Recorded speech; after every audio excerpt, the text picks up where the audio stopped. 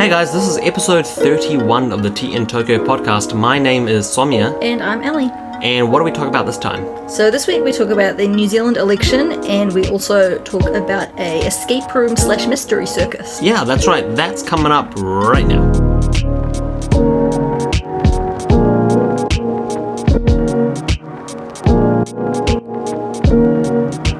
In this week's episode, we're going to be talking about how we voted. And we'll talk about some other stuff too. But yeah, so we voted in the New Zealand elections. The election happened a couple of days ago. Labour won.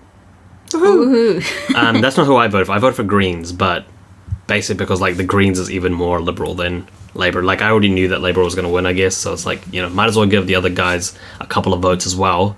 Voting was so easy, and because our election is so close to the American election, when I'm on Twitter and stuff, I see so many people talking about how difficult it is to vote in America. Yeah. You see videos of people lining up for they will literally be waiting for 10 hours just to vote. And there's so much controversy around mail-in ballots and all that kind of stuff. Whereas for us, man, it was so easy. We literally I printed it off, we filled it out, and then I just took a picture and then sent it back to them online. Yeah. Did you send an email or did you upload it? Yeah, didn't even have to send an email. You just upload it on the website. Yeah. And it's just so easy. Yeah, and we had it was pretty good. It was everyone was reminding us to, but we did it as soon as we could, basically. Well, we printed it as soon as we could. It took a bit longer for us to get around to uploading it, but, it was still, very convenient, and especially because I feel like this was a kind of important election in New Zealand. But we won't know some of the results until later. But in this one, there was 2 referendums happening as well. That's right. Yeah, there were 2 referendums. One was for legalizing marijuana, and then one was for whether... Euthanasia. Yeah, euthanasia. Oh, yeah, so those results haven't been released yet. No, I don't think they're released for a while, because I think with those ones, it might be released to, the politicians, but they then, go over it. Oh, that's weird. I wonder why. Because, the actual, results we got within a day. The actual results happen live as they're counting them. Yeah, they true. Release the numbers. Yeah. So, me and Somya voted slightly differently this time, but with the same intentions in mind.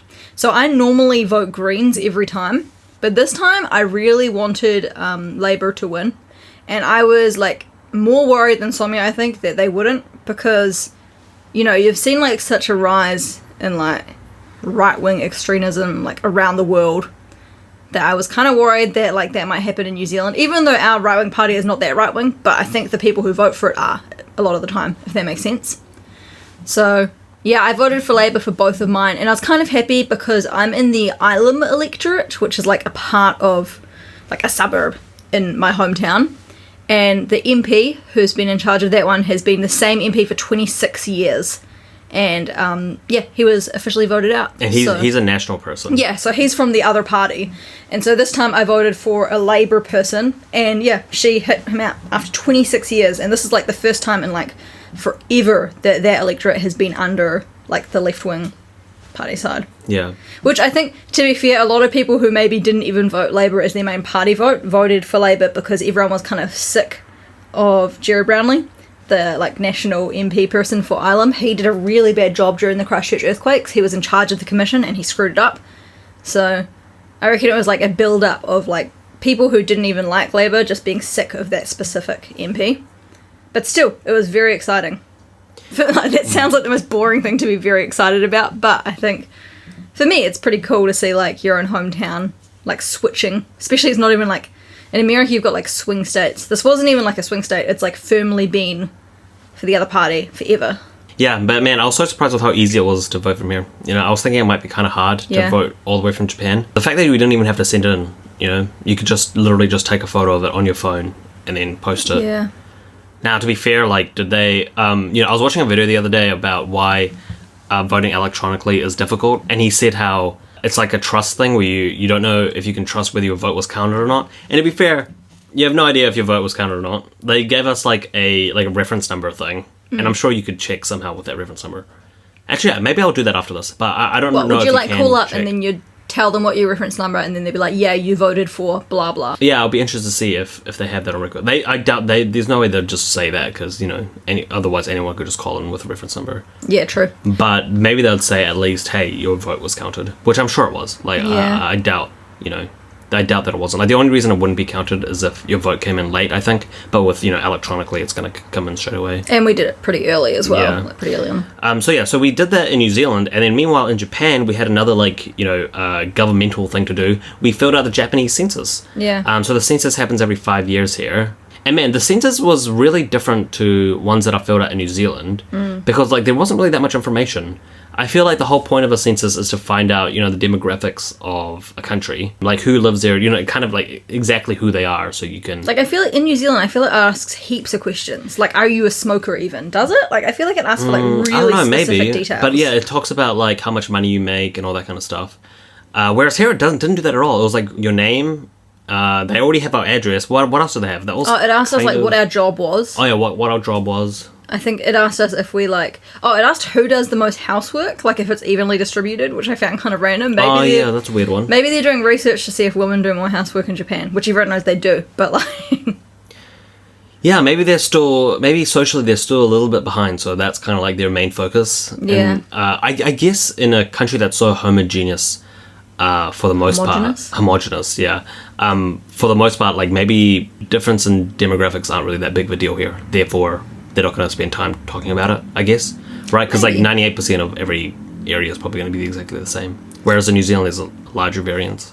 Yeah, maybe. I don't know, yeah, but it was interesting. We literally did it with like 5 minutes to spare. We kept on forgetting, we kept on getting notices, and then our friend was like, you can do it online. Yeah, again, another easy thing to do online. Yeah. And they make it super easy as well. They send you, in the mail, you get like a number. That's like your registration number, I guess. And you just do that, you just enter the number online. And then it takes you to the thing. It's really easy. And only one person has to do it per household.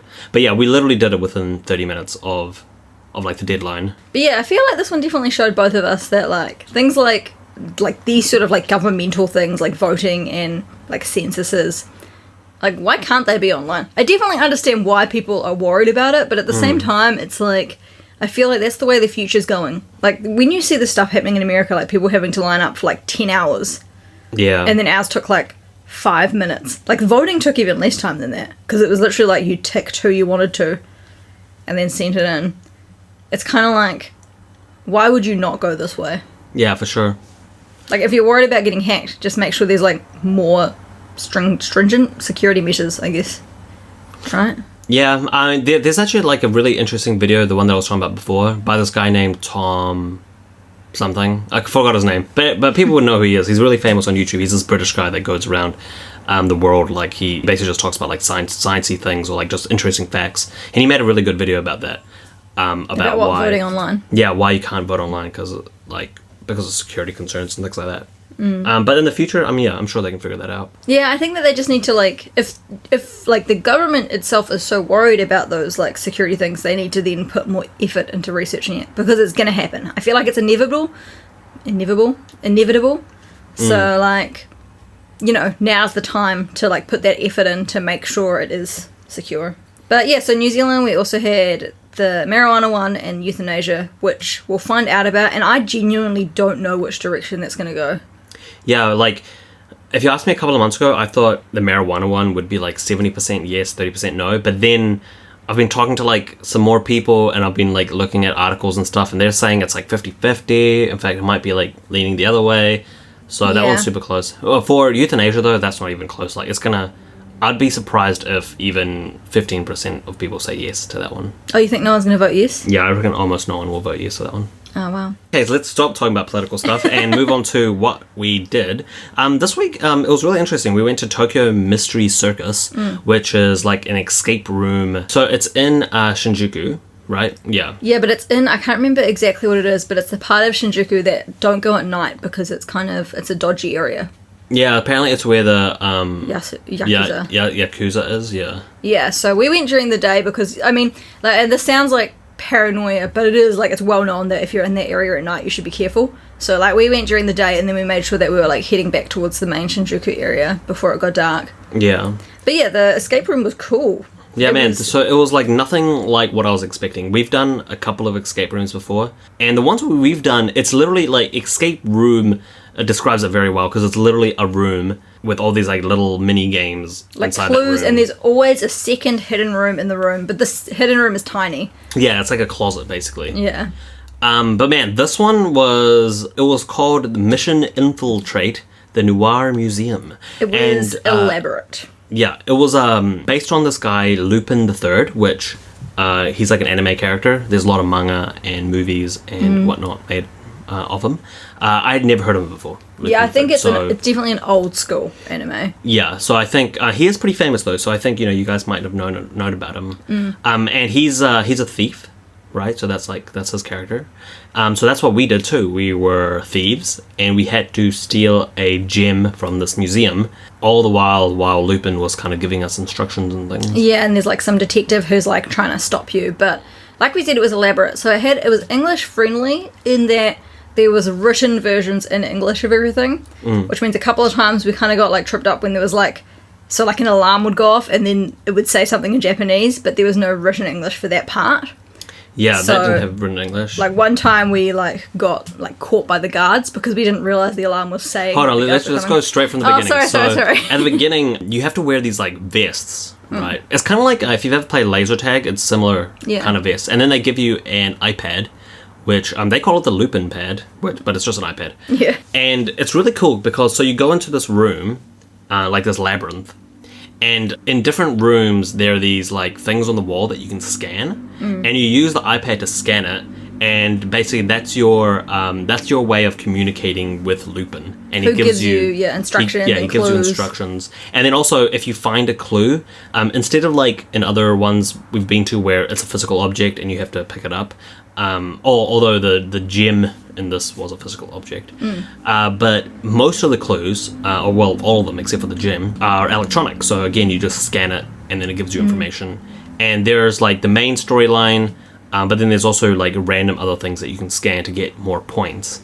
Yeah, but wandering around the museum, so the labyrinth part is like the actual museum with like paintings and like statues and stuff.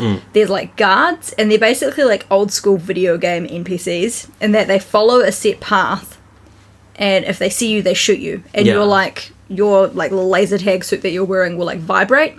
So you don't die, but it drains the Lupin pad's battery. Yeah, but these are actual guards. Like, these are actual real people walking around. But they follow, like, predictable paths. And also, they have, like, it's like a line of sight, just like in a video game, where, let's say you're hiding behind, like, one of the... Statues. Even if they can obviously see you, they won't see you. Yeah, but we didn't realize that. So there was also, like, a safe zone at the start, and then some throughout. And at least for me and the friend we went with, we didn't realize that you could hide and that they couldn't see you even if they could see you. So every time the guard came, we ran right back to the start. So we wasted like half the time on the very first clue because we were like having to restart every time the guard came. Yeah, but the thing is, like, I figured that out pretty quickly and I was hiding. It's like, why were you guys not hiding with me? You didn't tell us. You just kept on going. Like, what do you think I was doing? And we were like, he's a madman. Look at him go. Oh my god. Yeah, man, being in there, it made me think of Sly Raccoon. Like, I used to love that game when I was a kid. And, in that game, you also play a thief. And it literally felt like I was that character. It felt so cool. Yeah. So I thought it was a lot funner once, at least for, like, me and our friend, once we realised that you can hide and then they can't see you, the whole escape room went a lot faster. But that did hold us back. It meant that we spent ages on the first, like, room. That first clue, that first room took us forever. And so you get 40 minutes. And we spent about 20 minutes in that one room. 20 minutes. To the point where we got a message on our iPad being like, it looks like you're struggling with this. Let's give you... And then they gave us a hint where they literally... So the clues are hidden in the paintings. Yeah. You have to... But they're riddles. So, like, it was like, follow the arrows, blah, blah, blah, kind of thing. One of them was like, where the giraffe looks up, you'll find a clue. And the giraffe picture was a painting of flowers. Yeah. So I feel like that was a mistranslation. Well, there was actually a painting of a giraffe. But that's not the one where the clue was at. So maybe there used to be a clue at the giraffe. I don't know. But then they changed it, but they didn't bother changing the name. Yeah, or they didn't change the English version. Yeah, so the clue was they literally just showed us the paintings, and so we didn't have to figure out the riddle. And then you kind of move on to another room where there's like a countdown, and you have to cut these wires, and they give you, you have to like give like numbers so that the right wire gets cut and stuff. We actually failed that, and it exploded, right? And then we lost, I think, time. Or we lost, like, life points. Yeah, because if you get, like I said, if your, like, suit gets injured, instead of you dying, it drains the L-pad's battery, which means you can keep playing with it, but you don't get hints anymore. Yeah, yeah. Oh, and the other really cool thing was when we were in one of these rooms, it's like a locker room with these, with lockers in it. And just like a video game, the guard like walks into the room, and then to hide, you have to like go into the locker and then close the locker and then like just hide in there, literally like a video game. And then comes. That was the one that had said that the guard was coming in Japanese the first time, so we didn't realize. So none of us were hiding. So she came in, and we were like, "Wah!" Yeah, well, I mean, our friend and you managed to hide, but then I was literally just stuck out in the open. Well, I was hiding next to something, so when she turned around, she saw me. Oh, right. So, like, I did get shot eventually, but at first she walked past. Yeah. So it was good fun. Like, honestly, totally recommend it. Yeah, for sure. But then right at the end, so we were like running out of time. We only had a couple of minutes left, and then we managed to make it to the very final room. And it's like wires. I mean, not wires. Sorry, it's like lasers. But it's wires that represent the lasers. Yeah, the lasers. Like the typical lasers. That you have to maneuver your way through to get to the gem, kind of thing. Yeah. It does these things sometimes where like if the light turns green, it means it's the wires are off and you can like walk or something. And yeah, what ended up happening was I hit all the I hit the wires. Just walked right on into Because what I thought was like, I mean, I totally understand now that, and even at the time, I think I understood that those were representing lasers, right? But because they're not actual lasers, they're wires, and like the light was green or whatever, I thought it meant, okay, cool, these wires have been switched off, so quickly go through them, and then they're gonna switch on again. But of course, that wasn't the case. It was literally representing lasers. So we were meant to like crawl underneath the lasers. We think, at least. Yeah, we think. But there's not much room. But yeah, so I hit the wires and then we died. All of our life and we was ran drained. out of time at the same time, basically, right? No, I think we had a little bit of time left. We had 2.5 minutes left. But then we died. And you can continue, but it's 800 yen per person. Yeah. So it's like $8 per person to finish the last minute 30 or 2 minutes. Like we were so close. We're kind of like, screw it. So we didn't do it. So yeah, that's like the first time ever going to an escape room where I failed. Oh really? But man, it's like it is difficult. And I think the thing is, I'm pretty confident. I mean, I can't be sure, but I'm pretty confident we would have finished if we hadn't taken so long on the first clue. Yeah, true. Like that whole confusion around the fact that we could like hide and like what we're even doing was kind of like held us back. So I would pretty happily do it again. But yeah, for sure. And there's like all these different rooms with different themes and stuff. Yeah. So yeah, I'm definitely keen to do it again. But yeah, what a cool idea for an escape room, like making it so elaborate, Yeah. I feel like other escape rooms would do that too. Except while we're in it, so they stagger when the teams come in. So like 15 minutes into ours, another team came in, which was kind of awkward because like you'd see them and at first we thought they were the guards. So we'd like run from them and I think they were running from us as well. But like... Yeah, that kind of ruined the illusion a little bit. I wish they hadn't done that. But I get it. Like 40 minutes is a long time to, only have one team in this big room. It was still a cool experience, and we'll definitely want to go there again. Yeah, totally. I'll do another one next time. So after that, though, we were like, crap, we lost. We need something that we can, like, successfully do. So we went wandering, and we went bowling. And it took forever to find the bowling place. We were, like, circling the building for ages, and we could not find the entrance. Yeah, because all the elevators were, like, down elevators only. Like, there are exits, but you can't enter in them. And it was on the 4th floor, and we just couldn't figure out how to get up there. But we finally did, and yeah, it was kind of like a normal, it was basically just like a normal one. What I like is that the shoes come out of like, almost like a vending machine kind of thing, where they're like behind glass and then they open up to like the size you want and stuff. That was cool. And we played 3 rounds and I was owning up for the first 2. But then in the third one, man, Ellie made one hell of a comeback. Yeah, I mean, my main goal was I wanted Sommie to be on his toes. And I think I did that. I was like 2 points behind him at the very end. And I was kind of annoyed because it was so close to winning. Yeah. I think I gutterballed right at the end because, the pressure really got to me. Ellie, like, in that final round, I didn't get any strikes. Ellie got 2. And I had a bunch of spears. I think that was what really Oh, did yeah, it and you for got me. a ton of spears as well, yeah. I think that if I play again, I've officially figured out, like, the hand motion to throw it. Yeah, we might be temping bowling people now, I think. That was a lot of fun. Pretty fun. Although your arm was, like, broken the next day from, like, using that muscle, right? Yeah, I was at work the next day. I had a class at 7 a.m. So I get into my class, the students, like, there, and then I pick up my pen, and I realize, like, I can't hold my pen properly. Like my hand, like you know that episode of Friends where Chandler's been playing on He's got the claw. Yeah, he's been playing on the arcade machine too much, and then he's got that weird claw hand. That was like my hand, and I was like, "What the hell is wrong with my hand?" And my handwriting was absolutely shit that entire day. And it took us ages to realize it was from the bowling. Yeah, I was even talking to friends at work, and I told them that I must have slept on my arm really weird because it's hurting a lot. Yeah. And then I finally realized, holy shit, it's from Tempin bowling. Yeah, you were just trying to be all manly and get the heavier balls, but your friend knows you're just gonna go for the light ones, you know. I mean, here's the thing. I would prefer a light one because then I could just chuck it as fucking fast as Sonia possible. literally yeets the balls when he plays bowling. Like, he throws it hard like a basketball. I've learned that that's what you gotta do. You gotta let it, like, instead of hitting the ground straight away, you kind of it's gotta get some air time. Yeah, so Sonia does like an underarm bowl where it goes flying for about half the thing and then it like bounces. Yeah, but the lighter balls, the finger holes are literally too small. You can't even put your fingers on them.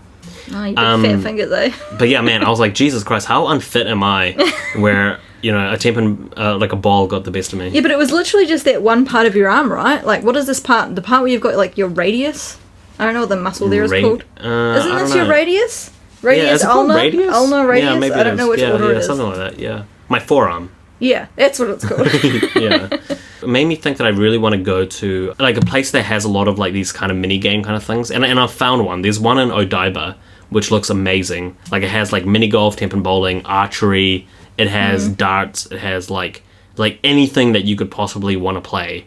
In this one area. Oh, actually, the one that I really want to do is I really want to go in a batting cage. Yeah. Like I was talking to someone that we know who did it recently, and he was saying that like he had the hardest time like hitting any of these balls. Yeah. Because like I guess like when you're playing, the only other time I've played like baseball or anything like that would be like in high school. But in New Zealand, we don't really do baseball. We do softball. So and we do cricket more than that, even, right? Yeah, so like the ball wouldn't be going as fast anyway, but also, no one's, when you're a kid, like no one's going to throw that fast. So. And he was saying though, you can control the speed and it goes from like 80 to 160 or something. No, 120. 120, and he said that when he did it on like the lowest one, he hit like 2 balls, and he tried to go up and he didn't hit any. Yeah. So like, yeah, apparently it'd be fun. But one of our friends was saying that apparently Odaiba is literally like if a theme park was a whole city. So supposedly we've got to go to Odaiba if we want to like experience just like a crazy fun city. Yeah. All right, well that's pretty much it for this episode. Yeah, politics and a circus. Yeah. So. Remember to follow us on Twitter at @TInTokyo and then on Instagram as well at @T_in_Tokyo. All right. In our next episode we'll be talking about our trip to Nikko. So, get ready for that one. All right, see you guys. Bye. Bye.